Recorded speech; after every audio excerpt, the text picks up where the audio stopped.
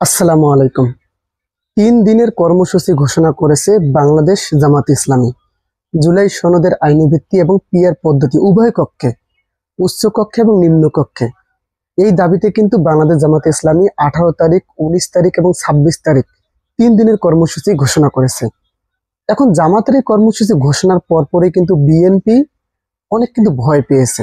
ভয় পেয়েই কিন্তু বিএনপির স্থায়ী কমিটির সদস্য আমির খসরু মাহমুদ চৌধুরী স্পষ্ট করে বলেছেন, মানে জামাতকে উদ্দেশ্য করেই এক প্রকার, যে রাজপথের পর্ব শেষ হয়েছে, মানে আন্দোলনে এখন আর বিএনপি যেতে চাচ্ছে না, এবং এমনকি এটা ইঙ্গিত করেছে যে জামাতও যেন এই আন্দোলনে না যায়। এবং বিএনপির মহাসচিব মির্জা ফখরুল ইসলাম আলমগীর বলেছেন যে আহ, রাজপথে অনেক আমরা লড়েছি, এখন একটা গণতান্ত্রিক উপায়ে মানে নির্বাচনের মাধ্যমে এখন রাষ্ট্র ক্ষমতায় যাওয়ার পালা। মানে জামাতকে উদ্দেশ্য করে এটা বলেছেন। তবে এখানে বিএনপির আরেকজন চেয়ারপারসনের উপদেষ্টা জয়নুল আবেদিন ফারুক একটু টেরা বেঁকা কণ্ঠেই বলেছেন, না ভয়ে আর কি এটা বলেছেন, আমি যেটা বিশ্বাস করি। উনি বলেছেন যে আওয়ামী লীগের প্রেতাত্মারা ফেব্রুয়ারিতে নির্বাচন বানচালে ষড়যন্ত্র করতেছেন, মানে জামাতকে উদ্দেশ্য করেই বলতেছেন। এক পক্ষ থেকে বিএনপির জামাতকে সান্ত্বনা দেওয়ার জন্য বলতেছেন, মানে আমির খসরু মাহমুদ চৌধুরী, যে রাজপথের পর্ব শেষ হয়েছে, এখন আর রাজপথে যাওয়ার কোনো দরকার নেই, মানে জামাতকে উদ্দেশ্য করে আর কি। এখন জামাত যে রাজপথে গেলে কি হবে এটা কিন্তু বিএনপি ভালো করেই জানে। জামাত রাজপথে যাওয়ার কারণেই কিন্তু বিএনপিকে 12 থেকে 18 দিনের মাধ্যমে 1996 সালে খালেদা জিয়া সরকারের পতন ঘটেছিল। তো বিএনপি ভালো করেই জানে যে জামাত রাজপথে গেলে কি হবে। এখন জামাত এই যে দাবি, যে আমরা কয়েকদিন থেকে খবর শুনে আসতেছি যে যুগপৎ আন্দোলনে যাচ্ছে, এখানে কিন্তু জামাত কর্মসূচি ঘোষণা করার পরপরই কিন্তু জামাতের সঙ্গে একাত্মতা কর্মসূচি ঘোষণা করেছে ইসলামী আন্দোলন বাংলাদেশ। ওনারাও কিন্তু জামাত যে কর্মসূচি ঘোষণা করেছে, যে জুলাই সনদের আইনি ভিত্তি এবং উভয় কক্ষে পিআর, এই জন্য কিন্তু ওনারাও 3 দিনের কর্মসূচি ঘোষণা করেছেন। এবং সেই সাথে ওনাদের পরপরই কিন্তু একটু কর্মসূচি আলাদা রকম হলেও একই কর্মসূচি কিন্তু দিয়েছে খেলাফত ইসলাম, খেলাফত মজলিস, একই কর্মসূচি কিন্তু দিয়েছে। আরো কর্মসূচি মানে 8টি দলের থাকার কথা, সেখানে সম্ভবত এনসিপি যাচ্ছে না। তবে এনসিপি না গেলেও এখানে কোনো সমস্যা নেই। বিএনপি এনসিপির, আমি এর আগের বলেছিলাম যেটা, যে লন্ডনে তারেক রহমান এবং মাহফুজ আলমের বৈঠকের মাধ্যমে বিএনপি এনসিপি সমঝোতা হয়েছে। যাই হোক, এনসিপি না গেলেও এখানে কোনো সমস্যা নেই। তবে এনসিপির স্পষ্ট বার্তা, যেমন হাসনাত আব্দুল্লাহ বলেছেন যে জুলাই সনদের আইনি ভিত্তি দিতে হবে, মানে নতুন সংবিধান ছাড়া নির্বাচন হতে দেবে না তারা, এটা এনসিপির বার্তা। তবে যুগপৎ আন্দোলনে না গেলেও এটি কোনো আসলে সমস্যা নেই। তো বিএনপি এখন যেটা করবে, এখানে কিন্তু বিএনপি প্রচুর ভয়ে আছে, কেননা বিএনপি তো জানে ভালো করে। এমনকি তারা এতদিন এই 17 বছর জামাতের সঙ্গে জোটগত ভাবে ছিল, যেভাবে হোক, লুকিয়ে হোক আর প্রকাশ্যেই হোক না কেন, জোটগত ভাবে ছিল। হচ্ছে জামাতের ক্ষমতা কিন্তু বিএনপি ভালো করে জানে, বিএনপি কিন্তু ভালো করেই বোঝে। আর একবার ক্ষমতা তো দেখিয়ে দিয়েছে 96 সালে, যেখানে 12 থেকে 18 দিনের মাধ্যমে বিএনপি সরকার পতন ঘটিয়েছিল তারা, জামাত, এবং জামাতের সঙ্গে সেখানে কিন্তু আওয়ামী লীগকে অংশগ্রহণ করে এই তত্ত্বাবধায়ক সরকারের জন্য।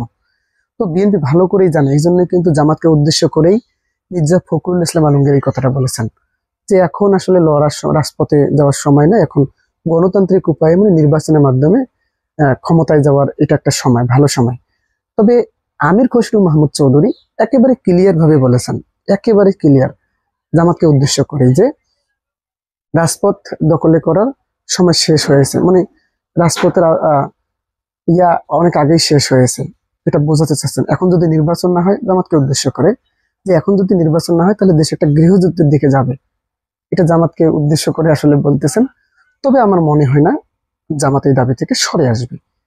জামাত এই যে যে সংবিধানটা বর্তমান আছে, যেটা 71-72 সালে, এই সংবিধানটাকে কিন্তু জামাত কখনোই চায় না, এবং এনসিপি চায় না, এবং ইসলামী আন্দোলন বাংলাদেশ চায় না, মানে যুগপৎ আন্দোলনে যারা যেতে চাচ্ছে, শুধুমাত্র এই 72 সংবিধান পরিবর্তন চায় না, ওই সংবিধান 72-এর সংবিধানই চায় বিএনপি, কিন্তু শুধুমাত্র বিএনপি চায়। কেননা এই 72-এর সংবিধান দিয়েই কিন্তু ইসলামপন্থীদেরকে ঠেকানো সম্ভব, তাছাড়া কিন্তু সম্ভব না। এই জন্য কিন্তু বিএনপি সংবিধান পরিবর্তন চায় না, নতুন সংবিধান চায় না, জুলাই সনদের আইনি ভিত্তি দিতে চায় না। এখানেই আসলে সমস্যাটা। তো জামাতও আসলে এই বিষয়ে ছাড়বে না। এবং পিয়ার পদ্ধতি, এমনকি দেখেন জামাতের অনেক বড় শুভাকাঙ্ক্ষী কিন্তু আহ, সাংবাদিক ইলিয়াস এবং পিনাকি ভট্টাচার্য। যদিও সাংবাদিক ইলিয়াসকে একটু সাইডে রাখলাম, কিন্তু পিনাকি ভট্টাচার্য কিন্তু জামাতের অনেক বড় শুভাকাঙ্ক্ষী। তিনি কিন্তু এই পিয়ার নিয়ে জামাতের বিরুদ্ধে ভিডিও তৈরি করেছেন 2টা। তারপরেও কিন্তু এই দাবি থেকে জামাত সরে আসেনি। তার মানে রাজপথ থেকে তারা পিয়ার পদ্ধতিতে নির্বাচনের দাবি নিয়েই ফেরত চলে আসবে। তাছাড়া বাংলাদেশে কোনো নির্বাচন তারা হতে দেবে না। যেখানে পিনাকি ভট্টাচার্য আহ জামাতের অনেক বড় কিন্তু শুভাকাঙ্ক্ষী। আপনারা জানেন বিএনপি কে কিন্তু শেষ করে দিচ্ছে পিনাকি ভট্টাচার্য, মানে বিএনপি অপরাজনীতি শেষ করে দিচ্ছে, যার কারণে কিন্তু বিএনপির অবস্থা করুণ বর্তমান। যার ফলাফল দেখা গেছে ডাকসু এবং জাকসু নির্বাচনে। তো সেই পিনাকির কথাও কিন্তু এখানে জামাত মানতে নারাজ। মানে পিয়ার পিয়ার জামাতের লাগবে, পিয়ার ছাড়া জামাত কিন্তু নির্বাচনে যাবে না, অনেকবারই কিন্তু স্পষ্ট করেছেন। প্রয়োজনে গণভোট দিতে বলেছেন, যেমন আহ এই যে জুলাই সনদের আইনি ভিত্তি বা নতুন সংবিধান, এই নিয়েও গণভোট যেমন দিতে বলেছেন, পিয়ার নিয়েও কিন্তু দিতে বলেছেন। উভয় কক্ষে পিয়ার, মানে জুলাই সনদের আইনি ভিত্তি উভয় কক্ষে পিয়ারের জন্যই কিন্তু জামাত আন্দোলনে নামতেছেন। মূল পয়েন্ট কিন্তু এটা। আমি এর আগেও বলেছি, যখনই জামাত যুগপৎ আন্দোলনে 8টি দলে নামার ঘোষণা দিয়েছিল, তখনই আমি বলেছিলাম মূল দাবি এটা যে জুলাই সনদের আইনি ভিত্তি মানে নতুন সংবিধান, বা এর আইনি ভিত্তি দিলেও হবে, কিন্তু সংবিধান স্থাপন করলেও হবে, এবং পিয়ার পদ্ধতিতে নির্বাচন। এই দাবি থেকে আসলে জামাতের সরে আসার কোনো সুযোগ নেই। জামাত এই দাবি থেকে সরে আসবে না। তারা ভালো করে জানে এই দুইটা না হলে আর একটা স্বৈরাচার জন্ম নেবে বিএনপি। এখনই তো জামাতকে রাজাকার, পাকিস্তানপন্থী, পাকিস্তানে পাঠিয়ে দেবে, তাদের রাজনীতি করার কোনো সুযোগ নেই। এই যে ইকবাল হাসান মাহমুদ টুকু বিএনপি নেতা একবারে স্পষ্ট করে বলেছেন যে জামাত রাজাকার, জামাতের রাজনীতি করার কোনো সুযোগ নেই, জামাত রাজনীতি করতে পারবে না বাংলাদেশে। তো এটা তো আসলে জামাত বুঝে গেছে, তাই না? যে যদি পিয়ার বা এই জুলাই সনদের আইনি ভিত্তি ছাড়া নির্বাচনটা হয় 72-এর সংবিধানে, আবারও আওয়ামী লীগের স্টাইলে বিএনপি জামাতের উপর একটা আহ মানে যে রুলার স্টিম যেটা বলা হয়, নির্যাতনটা চালাবে। কিন্তু এই জন্যই কিন্তু জামাত পিয়ার এবং জুলাই সনদের আইনি ভিত্তি মূল হাইটে রেখে, এটাকে হাইট করে কিন্তু কর্মসূচি ঘোষণা করেছে। তার মধ্যে 18 তারিখ ঢাকায় হবে বিক্ষোভ সমাবেশ, এবং 19 তারিখ জেলায় এবং উপজেলায় দেওয়া আছে, এবং 26 তারিখে উপজেলা এবং সারা সব জায়গায় আর কি।